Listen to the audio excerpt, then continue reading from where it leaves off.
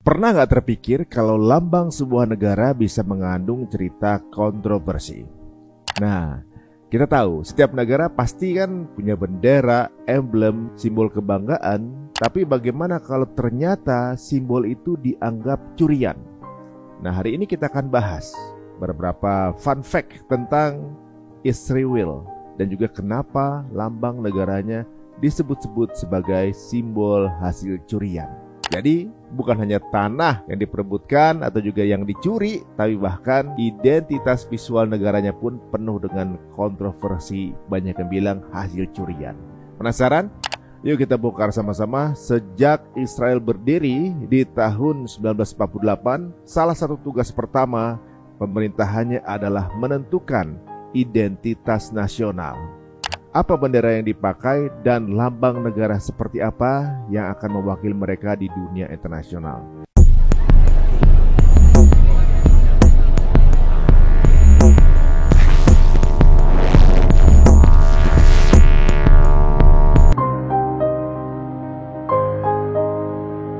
Simbol itu penting. Ia bukan hanya gambar di atas kertas, tapi juga tanda yang menyatukan rakyat dan juga mewakili legitimasi negara.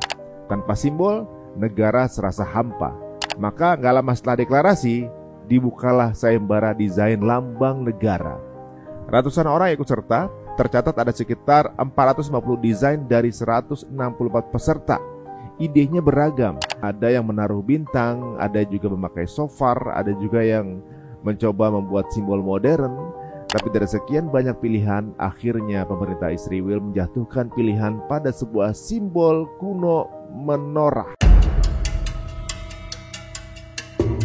Sebuah lilin bercabang 7 yang sudah dikenal sejak zaman Bait Suci di Yerusalem. Sekilas, menorah memang wajar. Ia simbol tua, sakral, dan identik dengan tradisi Yahudi. Tapi tunggu dulu.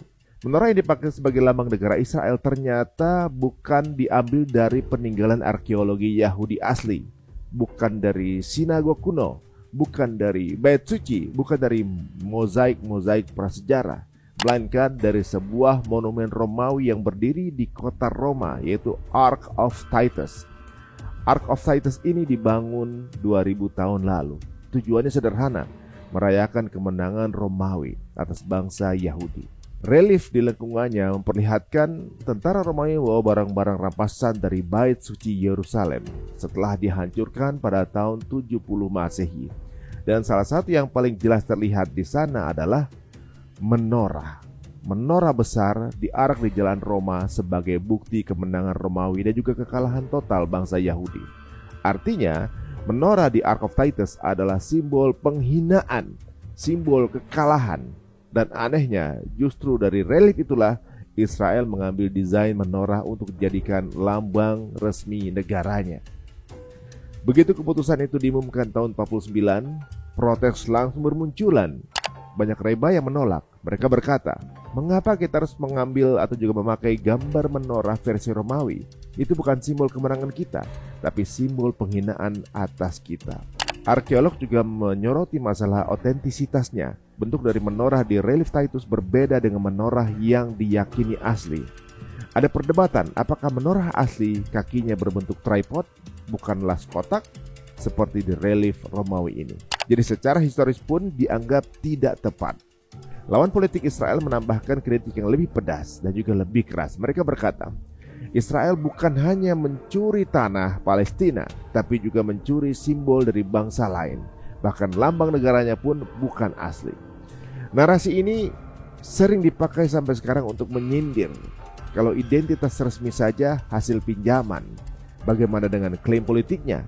Namun di sisi lain, pemerintah Israel punya alasan bagi mereka memilih menorah Ark of Titus ini justru punya makna simbolis yang kuat. Kalau dulu menorah itu diarak oleh tentara Romawi sebagai tanda kekalahan Yahudi, sekarang menorah itu dikembalikan ke tangan Yahudi, dipasang di emblem negara, dijadikan tanda kebangkitan. Simbol kekalahan diubah menjadi simbol kemenangan bagi Zionis. Dan ini adalah reclaim yang merebut kembali simbol yang pernah dirampas. Di sisi kanan dan kiri menorah ditambahkan cabang zaitun. Zaitun dipilih bukan sembarangan, tapi melambangkan perdamaian. Juga ada kaitan dengan kitab Nabi Zakaria yang menggambarkan menorah diapit 2 pohon zaitun. Simbol ini seolah ingin menggambarkan bangsa Yahudi kembali membawa cahaya dan ingin perdamaian. Itulah narasi resminya. Tapi tetap saja, pertanyaan besar tidak pernah hilang.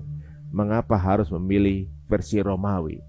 Kenapa tidak memakai menorah dari artefak asli Yahudi? Mengapa simbol penghinaan diubah begitu saja jadi lambang kebanggaan? Apakah ini strategi simbolik yang jenius atau justru kelemahan identitas? Ada beberapa fakta menarik lain yang jarang orang tahu. Lambang resmi Israel yang benar-benar disahkan tanggal 10 Februari 49, hampir setahun setelah berdirinya negara itu. Desainnya dibuat oleh 2 bersaudara, yaitu Gabri dan Maxim Samir. Awalnya ada ide menambahkan 7 bintang sesuai dengan visi Theodor Herzl, tapi akhirnya dibatalkan. Dan sampai hari ini, emblem ini diatur penggunaannya. Tidak boleh sembarangan, boleh dipakai.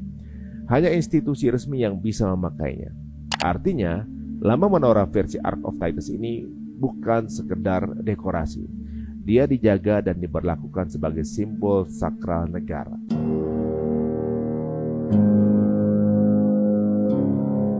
Kalau kita lihat perbandingan dengan negara lain, sebenarnya banyak juga yang mengambil simbol dari masa lalu. Mesir pakai simbol Mesir kuno, Yunani memakai mitologi klasik, bahkan Indonesia pakai Garuda yang diambil dari epos Hindu. Bukan hal baru kalau simbol modern diambil dari sejarah, tapi Israel berbeda. Karena yang dipilih bukan simbol kejayaan, melainkan simbol kekalahan yang dijadikan kebanggaan oleh mereka. Dan dari sinilah kontroversi terus hidup. Kontroversi ini tidak pernah padam. Bagi pendukung Israel, emblem ini menjadi bukti kekuatan. Dulu simbol yang mempermalukan mereka, sekarang mereka balik jadi simbol kemenangan. Tapi bagi musuh politiknya, emblem itu bukti ketidakotentikan kalau simbol negaranya saja hasil pinjaman. Apalagi tanah dan sejarah yang mereka klaim. Beginilah nasib sebuah bangsa yang tanpa identitas. Karena identitas dirinya, merasa dirinya keturunan dari bangsa Bani Israel yang sebenarnya mereka sendiri adalah Askenazi. Bangsa yang merupakan bangsa di luar Bani Israel yang menganggap dirinya keturunan Bani Israel dan tidak memiliki sejarah. Akhirnya mereka mencari identitas sejarah dari sejarah-sejarah yang bisa dia ambil. Dan kemudian mereka bingung kira-kira akan memiliki identitas seperti apa. Akhirnya mereka mencari-cari untuk kemudian mencuri ide-ide yang pernah ada. Sampai akhirnya bukan hanya lambang negara yang merupakan hasil curian, tapi negaranya pun juga hasil curian. Bagaimana pendapat kalian? Apakah lambang Yahudi merupakan lambang hasil curian atau teman-teman punya sumber yang lain? Silakan tulis kolom komen.